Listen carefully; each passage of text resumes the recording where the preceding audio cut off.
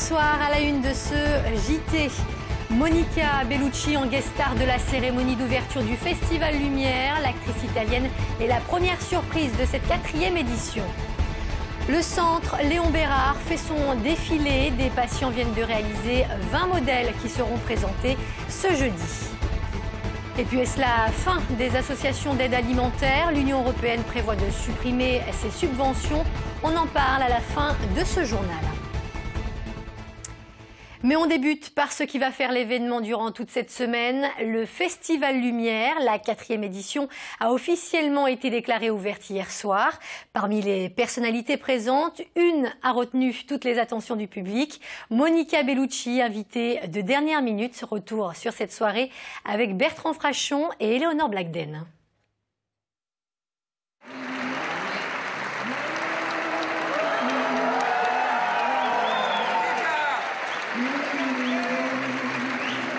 Une soirée avec Monica Bellucci, cadeau surprise pour les 4600 spectateurs réunis à la halle Tony Garnier pour l'ouverture du festival. L'actrice italienne a assisté à la projection de L'Épouvantail, un film de Jerry Schatzberg datant de 1973. Le réalisateur était là lui aussi. Je pense que dans ce film, j'ai accompli tout ce que je voulais faire et je trouve que les acteurs sont sublimes. On a vraiment pris du plaisir à faire ce film et j'espère que cela se voit. Pour moi, il représente tout le cinéma américain qu'on a perdu. C'est-à-dire cinéma de Cassavetes, de Sam Peckinpah, de Jerry, qui est un cinéma libre. Car le principe du Festival Lumière, c'est toujours de donner à revoir des chefs-d'œuvre du cinéma, une recette qui séduit aussi les jeunes acteurs. Je trouve que c'est pas vraiment une bonne idée en fait. Je pense qu'il faut être dans son époque, dans son temps. Non, je déconne. Non, moi je suis un des premiers à... Comment dire, cinéma d'avant-guerre, pour vous parler de cinéma français d'abord, avant tout, ça a été une réelle découverte pour moi. On réalise que c'est des films qui n'ont pas pris une ride, qui ne vieillissent pas, qui sont modernes, c'est classique et souvent ça traverse l'âge.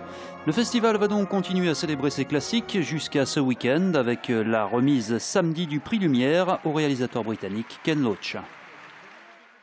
Et notez que le Festival Lumière annonce d'ores et déjà un autre invité surprise, le réalisateur américain Michael Cimino, qui sera présent en clôture ce dimanche pour présenter son film La Porte du Paradis.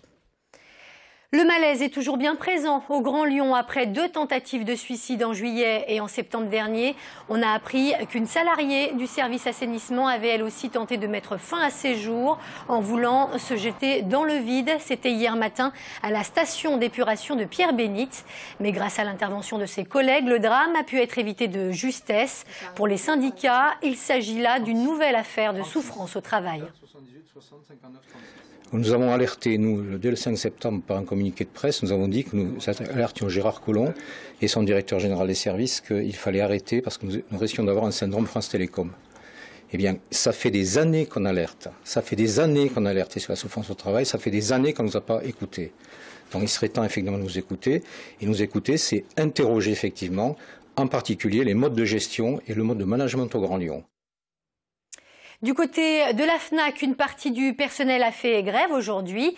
Réunis devant le centre commercial de la Part-Dieu, les salariés ont débrayé durant 3 heures. Un mouvement lancé par les syndicats CGT et Sud qui dénonce les plans sociaux en cours.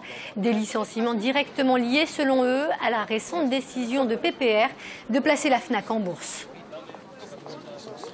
Alors, la FNAC aujourd'hui est en situation compliquée et difficile sur les marchés actuels, ce qui pousse l'actionnaire principal PPR à introduire la FNAC en bourse à partir de l'année prochaine. Et parallèlement à ça, des moyens douteux sont utilisés pour se séparer de salariés. J'ai été convoqué hier en vue d'un licenciement. Pour insuffisance professionnelle, au bout de 21 ans de carrière. Je pense que c'est quelque chose qui va faire partie, disons, des nouvelles orientations de l'entreprise au niveau des équipes et des salariés, en priorité sur les produits éditoriaux et le disque, qui vont être les premiers impactés par tout ce qui se passe actuellement au sein de l'entreprise, notamment au niveau boursier. Et puis on revient sur la mort du jeune de 20 ans ce samedi aux Minguettes suite à une bagarre. On a appris aujourd'hui qu'une information judiciaire pour homicide volontaire a été ouverte à l'encontre du meurtrier présumé. Notez que le frère de la victime a également été interpellé. Il est soupçonné de violence sur l'auteur des coups de couteau. Et puis toujours à propos de cette affaire, la rédaction de TLM tient à préciser qu'à 2 reprises, plusieurs de nos journalistes ont été victimes d'agressions, boulevard Lénine, alors qu'ils couvraient ces événements. Hier, 2 reporters ont notamment été blessés après avoir été volontairement percutés par une voiture qui a pris la fuite. C'est pourquoi nous nous interrogeons aujourd'hui sur la façon dont nous pourrons à l'avenir traiter ce type d'informations. Notre volonté étant bien sûr d'exercer notre métier en toute liberté et surtout en complète sécurité. Quelques jours après la Fashion Week de Paris, un autre défilé se prépare à Lyon cette fois. Les stylistes ne sont pas des grands noms de la haute couture, mais des patients du centre Léon Bérard, âgés de 10 à 25 ans. Ils ont confectionné une vingtaine de modèles qui seront prochainement présentés. Emmanuel Lebon a assisté aux dernières retouches. On pourrait penser être dans un atelier de créateurs. Ici, à l'Institut d'hématologie et d'oncologie pédiatrique de Lyon, l'atelier stylisme y ressemble beaucoup. Machine à coudre, croquis et minutie. Depuis 1 an et demi, ils sont une 60aine de jeunes patients de 10 à 25 ans à préparer leur défilé de mode. Le vert, ça ressortirait bien la ceinture, quoi. Ouais. Donc tu auras envie de mettre un rappel de vert en haut. Oui. Un travail d'orfèvre pour ces stylistes en herbe qui trouvent là un exutoire à la maladie. On oublie carrément l'hôpital parce qu'il n'y a pas l'odeur du plastique, des couloirs.